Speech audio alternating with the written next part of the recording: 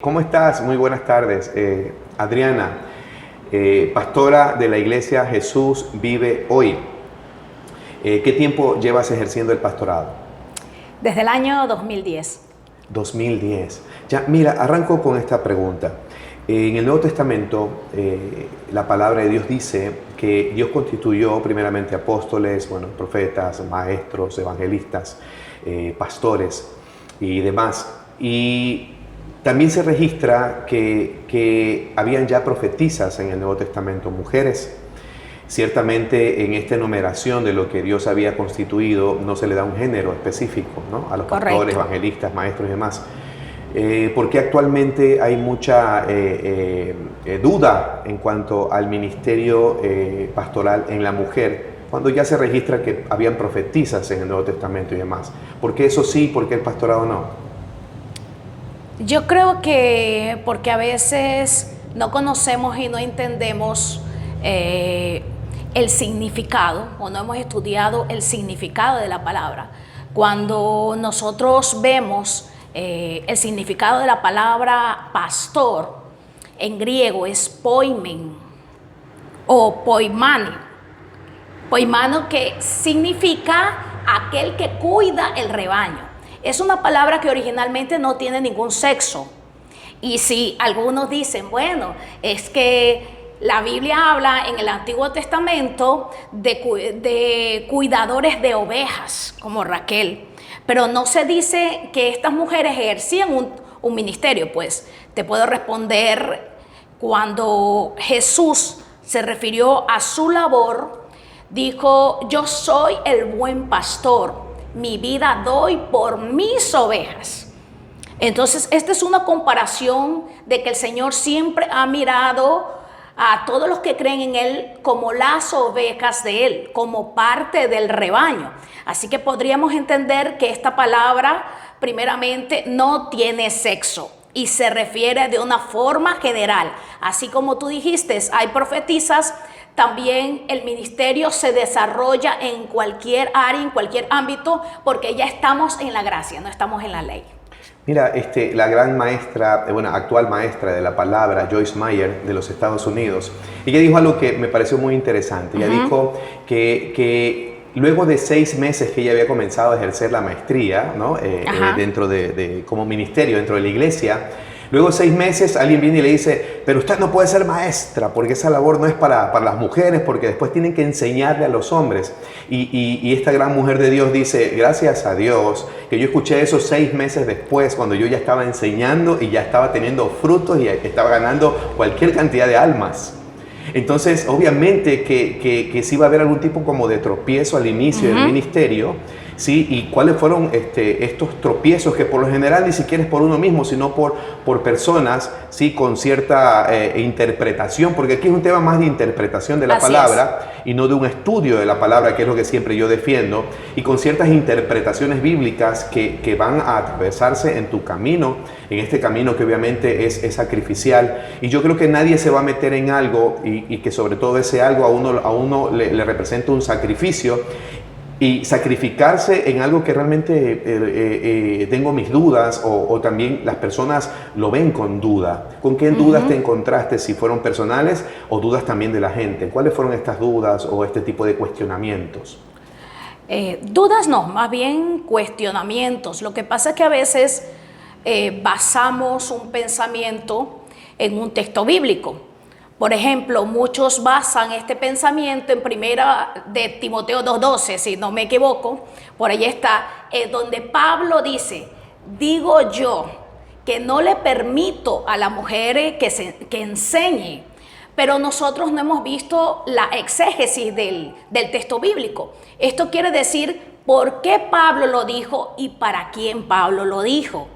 Recordemos que esta es una carta paulina. Si es una carta, pues iba dirigida específicamente a Timoteo, y hay asuntos internos dentro de la iglesia que precedía a Timoteo que estaban siendo tratados. Ahora Pablo, como apóstol de la iglesia, dice: veo todas que no nos vamos a meter en esa profundidad, pero Pablo dice, bueno, veo tantas anomalías de las mujeres acá, las mujeres están siendo rebeldes, no permiten que se enseñe acá, no están sentándose a escuchar lo que aquellos tenían la doctrina sólida y ese conocimiento. Y Pablo dice, mejor yo prefiero, digo yo, no el Señor Jesucristo, digo yo, Pablo, como apóstol del Señor Jesucristo, que no permito que las mujeres prediquen ni enseñen en la congregación. Entonces, son pasajes como estos que a veces lo tomamos literalmente, pero sin conocer en realidad por qué lo dijo, quién lo dijo, cuándo lo dijo, a qué grupo lo dijo y cuál fue la intención del pasaje. Entonces, de eso tenemos que tener mucho cuidado al interpretar las escrituras. ¿El machismo tiene que ver en medio de todo esto? Por supuesto, es algo que se ha visto a nivel cultural.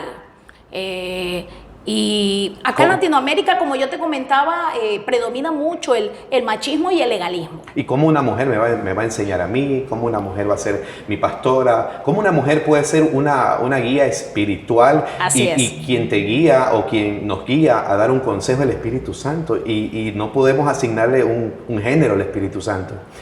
Y una mujer recibe instrucciones del Espíritu Santo, recibe revelaciones del Espíritu Santo y a través del Espíritu Santo trae el consejo. Entonces sí puede venir un consejo de parte de una mujer para guiar a un hombre. Y mira que hablando del apóstol Pablo, el apóstol Pablo mismo, el mismo que dijo a Timoteo, no le permito a las mujeres enseñar, luego lo vemos predicando que en Cristo no hay acepción de personas. Exacto. O sea que de ahora estamos bajo la gracia, ya no estamos bajo la ley. La ley incluía también no solamente las leyes dadas por Moisés, pero ellos también se guardaban de cumplir ciertos ritos, ciertas tradiciones, partes culturales de ellos. Esas culturas hemos venido arrastrando y nos hemos olvidado que de Cristo, a partir de ese sacrificio, dice, de modo que si alguno está en Cristo, nueva criatura es. Nació una nueva raza, nació una nueva creación, nació la verdadera iglesia, nació un nuevo concepto, que ese concepto justamente desbarata y destruye todo pensamiento religioso, todo pensamiento legalista y destruye también la cultura machista para hacer algo nuevo. En un futuro, obviamente, actualmente eres soltera, ¿verdad? Sí, en un futuro correcto. te ves como esposa. ¿Cuál vendría a ser el papel de tu esposo dentro de la congregación? A veces le quieren poner el papel de pastoras a las esposas de los pastores. ¿Qué pasa en el caso de que eres una pastora y llegará tu esposo a tu vida? ¿Cuál es el papel dentro de la congregación? Bueno, añadiendo un poquito lo que tú dices, eso depende de con quién me case. Depende de que si el hombre que yo me case tenga un llamado pastoral, entonces los dos tendríamos que pastorear, compartir esa labor ministerial, porque a los dos nos llamó Dios. En el caso, como tú citabas antes de Joyce Meyer, en este caso su esposo no es llamado al pastorado.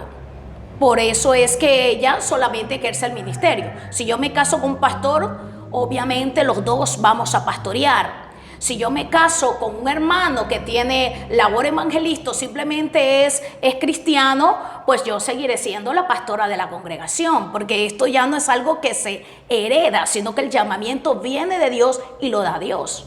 Muy bien, un mensaje final para aquellas mujeres que están pasando también quizá por alguna situación que tú pasaste y que es un poco incómoda para ellas por este tipo de señalamientos por causa del desconocimiento de la palabra. ¿Qué mensaje le envías por último a alguna de esas mujeres que te puede estar viendo ahora y que tienen ese llamado al pastorado?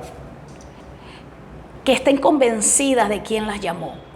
El que te llamó es aquel que te respalda, y creo que la evidencia más hermosa que nosotros, las mujeres, podemos decir Dios nos llamó, son los frutos, son las familias transformadas, las vidas transformadas, son las cosas maravillosas que Dios nos permite ver a lo largo del ministerio. Nadie puede hacer estas señales si Dios no está con él.